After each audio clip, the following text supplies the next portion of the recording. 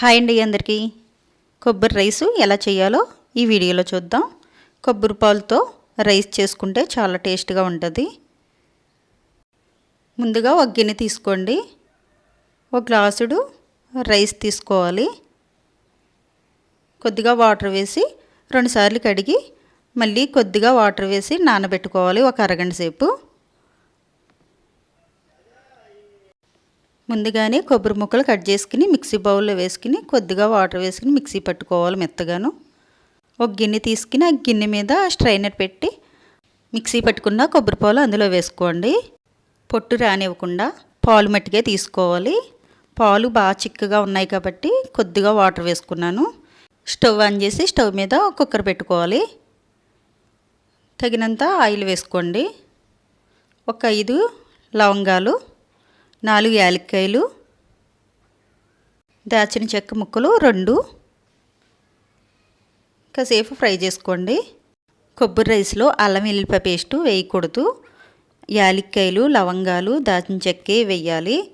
అప్పుడే కొబ్బరి అన్నం మంచి టేస్ట్గా ఉంటుంది. ఆనియన్ సీర్కులు, 4 పచ్చిమిరపకాయలు నాట్లు పెట్టుకుని వేసుకోవాలి.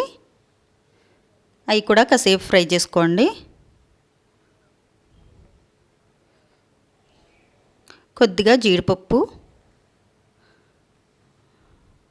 అవి కూడా ఫ్రై చేసుకోండి కాసేపు. ఫ్రై అయిపోయాక ఏ గ్లాస్ తోటి అయితే రైస్ కొలుసుకున్నామో అదే గ్లాస్తో 2 గ్లాసులు కొబ్బరి పాలు వేసుకోండి.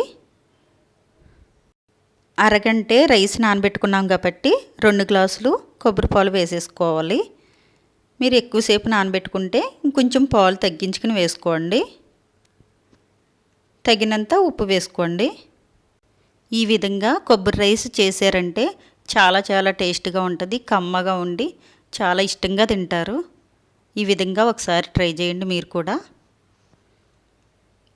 కొబ్బరి పాలు మరుగుతున్నాయి కదా, మనం నానబెట్టుకున్న రైస్లో వాటర్ అంతా రిమూవ్ చేసి ఆ రైస్ అందులో వేసేసుకోండి. ఒక అర స్పూను నెయ్యి వేసి ఒక గరిటెతోటి తిప్పి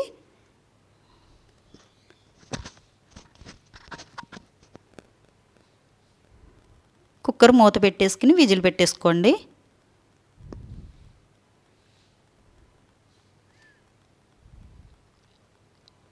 రెండు విజిల్ వస్తే సరిపోతుంది.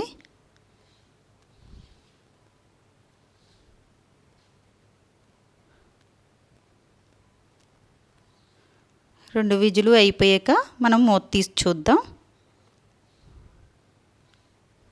రెడీ అయిపోయింది కొబ్బరి రైస్. చాలా టేస్ట్గా ఉంటుంది. మీరు కూడా ఒకసారి ట్రై చేయండి. నా వీడియో నచ్చినట్టయితే లైక్ చేయండి, షేర్ చేయండి, సబ్స్క్రైబ్ కూడా చేయండి.